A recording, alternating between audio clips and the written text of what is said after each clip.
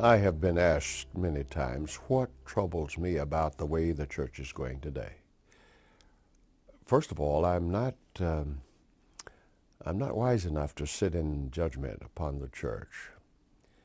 Secondly, I have faith in the promise that the church is going to triumph.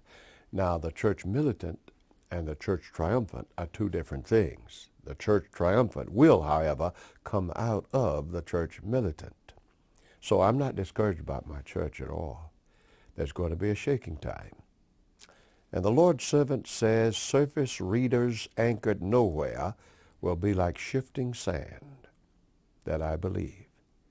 But don't go judging who will go out and who will stay. Some that you think are going to become stronger than ever and stay. And some that you think were staying are going to walk away, giving heed to seducing spirits and doctrines of devils. They're going to follow people. They're going to follow convenience. They're going to follow ease.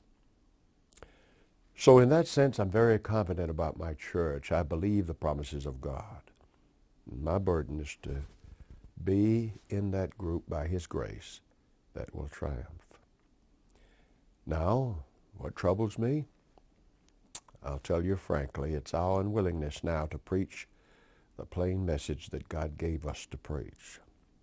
The three angels' messages of Revelation 14 are given to us in particular as a mandate to carry to all the world.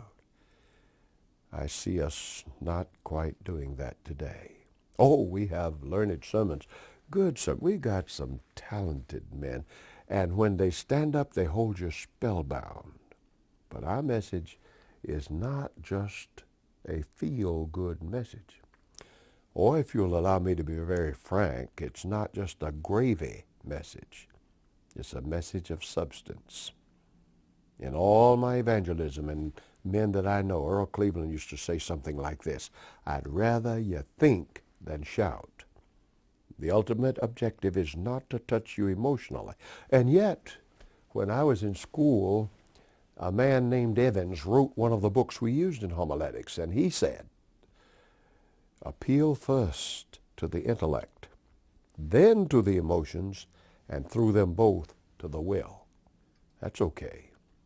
And Ellen White says, when you consider the passion of Jesus, His blood, His death, His suffering, and you are not emotional, it's a sin. So there's a place for emotions, but not first place. Appeal first to the intellect. Ours is a message, not a feeling. It's not just a lot of nice things you say. It is a specific message.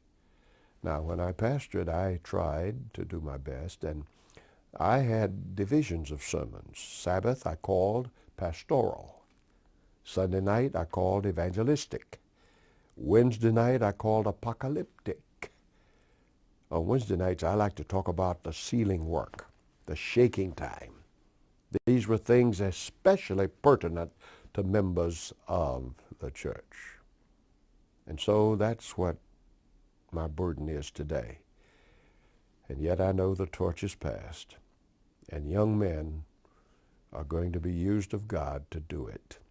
My confidence is strong. But let's get the work done by preaching the message God has given to us. And God has a people, and their reason for existing is to live the knowledge God has given to them. Thus they become models to other men and women everywhere.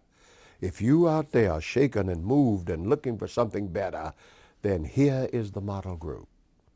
These are they that keep the commandments of God and have the testimony of Jesus Christ. We are supposed to model the message in dress, in food, in recreation, and above all, in worship. We don't have to learn worship by watching television. God is looking for those who will worship Him in spirit and in truth.